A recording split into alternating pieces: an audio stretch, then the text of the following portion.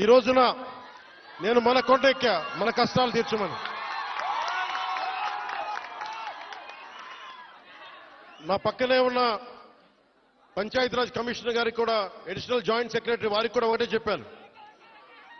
నా పిఎస్ మసూదన్ గారికి కూడా ఒకటే చెప్పాను. మీరు ఈ రోడ్డు వేసే లోపు ముందు కనీసం ఈ రోడ్డుని రోడ్ రోలర్లు పెట్టి కొంచెం శుభ్రంగా నడిచేలా చేయమని కోరుకుంటున్నా. నేను అది ఆదేశించాను. ఎందుకంటే టెండర్ కాల్ ఫర్ చేసి రోడ్డు వేయడానికి కొన్ని నెలల సమయం తీసుకుంటుంది కాబట్టి ఈ లోపునే మీరు అవసరమైతే మీరు కొంత మనరేగా నిధుల్ని మళ్ళీ దానికై వెచ్చించి కనీసం మెయిన్ రోడ్డు వచ్చేలా 9 కిలోమీటర్ల బీటీ రోడ్డు వచ్చే లోపు మట్టి రోడ్డుని బలమైన మట్టి రోడ్డు వేయమని చెప్తా ఉన్నాను. ఇది ఇంకా ఈరోజు తుఫాన్ అయితే ఉంది కానీ రోజు ఇప్పుడు శీతాకాలం కాబట్టి అందుకని రోడ్డు వేయమని మరి చెప్పాను. దాన్ని కూడా నేనే దగ్గరుండి ఉప ముఖ్యమంత్రి పేషి నుంచి నేనే దీన్ని పర్యవేక్షిస్తాను.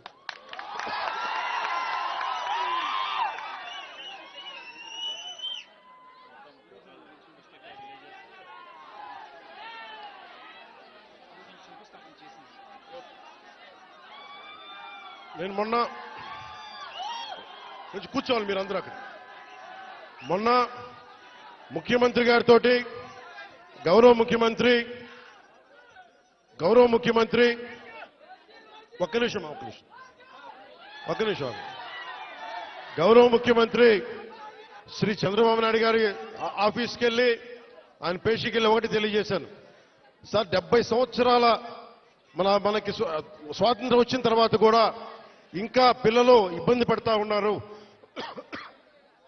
మన్యం ప్రాంతంలో రోడ్లు లేవు.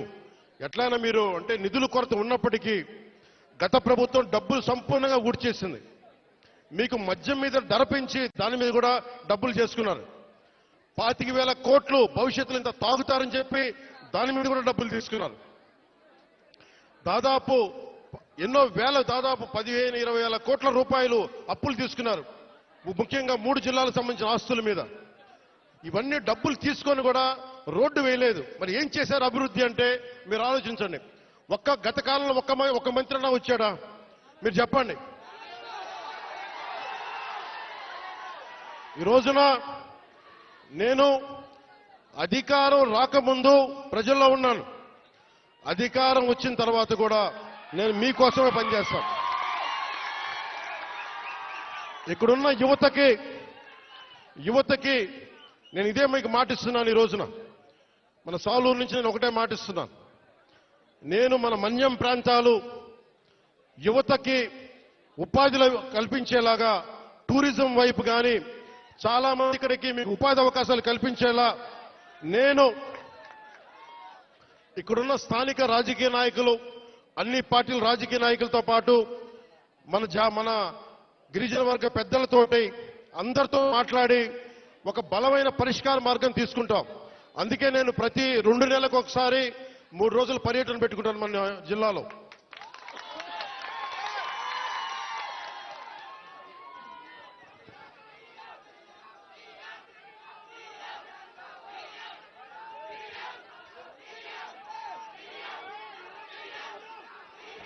అలాగే మనకి